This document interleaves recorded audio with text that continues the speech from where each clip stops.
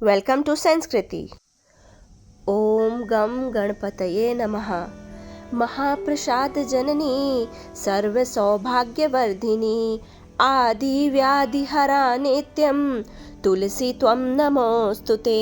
कार्तिक महात्म के 8वें अध्याय में नारद जी पृथु से बोले, हे राजन, अब मैं संक्षेप में कार्तिक व्रतों की उद्यापन विधि सुनाता हूँ।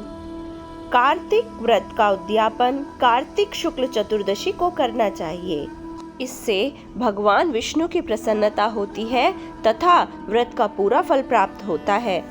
तुलसी के ऊपर 4 द्वारों का मंडप बनाकर तोरण बंधनवार बांधकर फूल और चंवर से सजाएं और चारों द्वारों पर मिट्टी के बने हुए पुण्यशील, सुशील, जय व विजय द्वारपालों का पूजन करें और तुलसी के पास 4 रंगों से सुशोभित सर्वतोभद्र चक्र बनावें। उसके ऊपर पंच पल्लव और नारियल रखकर एक सुंदर कलश स्थापित करें। फिर वहां शंख चक्र गदाधारी पीतांबर से युक्त लक्ष्मी जी सहित भगवान विष्णु की स्थापना करके पूजन करें। व्रती पुरुष महिला मंडप में इंद्रादि को पूजे। द्वादशी को भगवान उठे, त्रयोदशी को देवताओं ने उनके दर्शन किए और चतुर्दशी को पूजन किया। उस दिन शांत रहें और सावधानी से उपवास करें। गुरु की आज्ञा प्राप्त करके भगवान श्री कृष्ण की सुवर्णमयी प्रतिमा का पूजन षोडशोपचार से करें और विविध भोग अर्पण करें। प्रातः काल उठकर नित्य नैमित्रिक कर्म करें। पश्चात हवन करें। ब्राह्मणों को भोजन करावें। धन का लोभ छोड़कर यथाशक्ति दक्षिणा देवें। इस प्रकार जो बैकुंठ चतुर्दशी का उपवास करता है वह बैकुंठ धाम को प्राप्त होता है। जो भगवान चक्रपाणि के जागरण में भक्ति पूर्वक आंगन में गायन और नृत्य करते हैं उनको सहस्त्रों गायों के दान का फल मिलता है।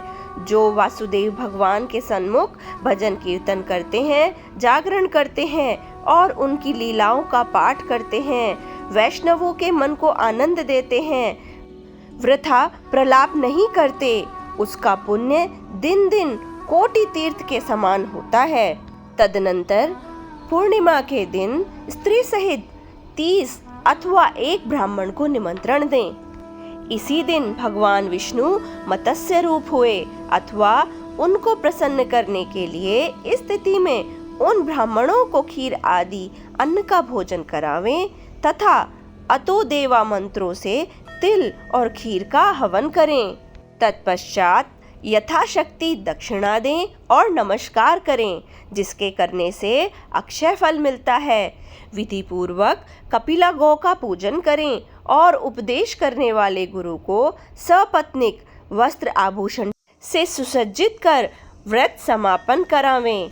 प्रार्थना मंत्र, आपकी प्रसन्नता से भगवान भी मेरे ऊपर सदा प्रसन्न रहें और इस व्रत से मेरे 7 जन्म के पाप नष्ट हो जाएं और मेरी संतान स्थिर होए और मेरे मनोरथ सिद्ध होएं, सफल होएं और मरणोपरांत मुझे भगवान विष्णु के लोक की प्राप्ति हो।